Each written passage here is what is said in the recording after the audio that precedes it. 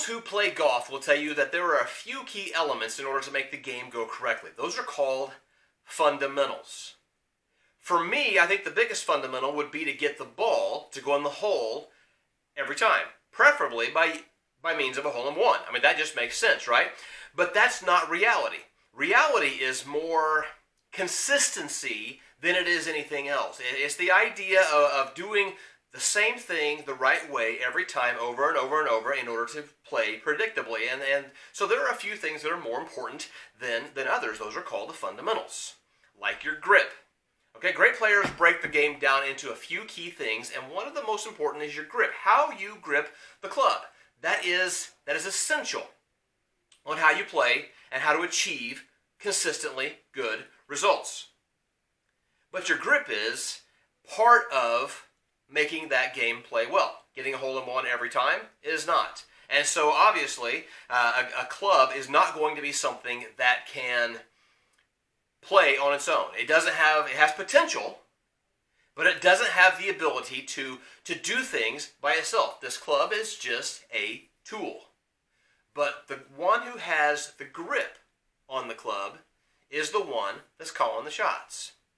Without a good grip, your game is never going to be as consistent as you want it to be. It's going to be sheer random chance whether you do anything good or not if you don't pay attention to those fundamentals.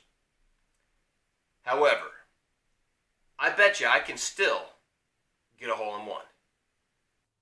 Hey, I bet you anything I can make a hole-in-one. Prove it. Here we go.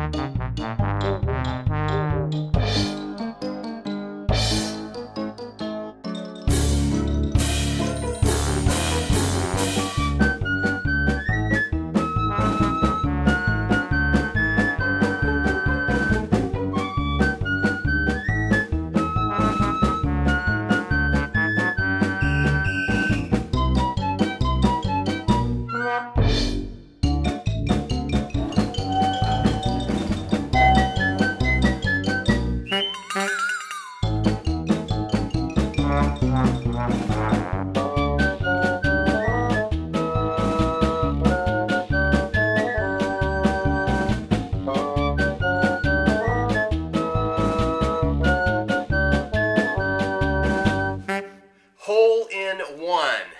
See, in a similar way, you and I are a whole lot like this golf club, okay? This club is not, this cannot swing by itself. It has to be controlled by someone. And our lives are very, very similar. Jesus said this in John chapter 15, verse 5. He said, apart from me, you can do nothing. On our own, we're kind of like this club. We can't do a whole lot. There's a lot of potential here, but you can't do it unless you have somebody holding on to the grip. It can make an excellent tool, but it can't make the shots on its own. Our lives are the same. They've got to be in the grip of the master. He's got to be the one who is holding on to our lives, and he's the one that's in our lives working to do great things for Christ. And when he has a grip on your life, he can give you the direction. He can give you the power to fulfill his purpose for you. In fact, the first part of that verse in John chapter 15, Jesus says, I am the vine and you are the branches.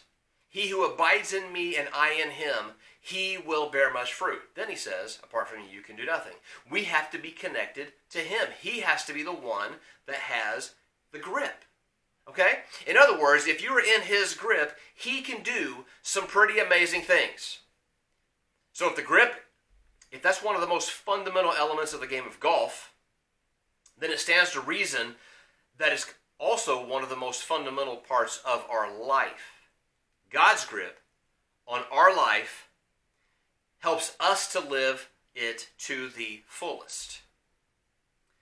So I encourage you, church, take some time this week to think about that, to examine your life, to make sure that you are listening to his voice and allow him to use you to your fullest potential as you remain in his grip.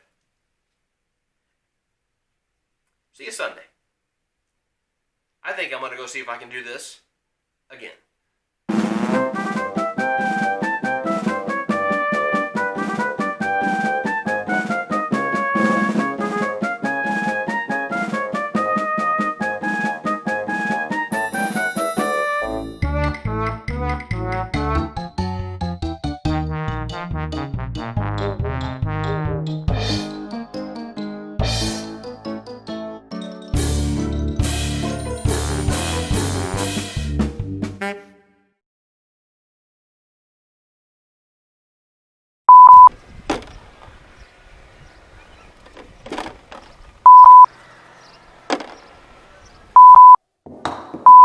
think Happy Gilmore with Adam Sandler, and the ball, that's your home. Don't you want to go to your home kind of a situation.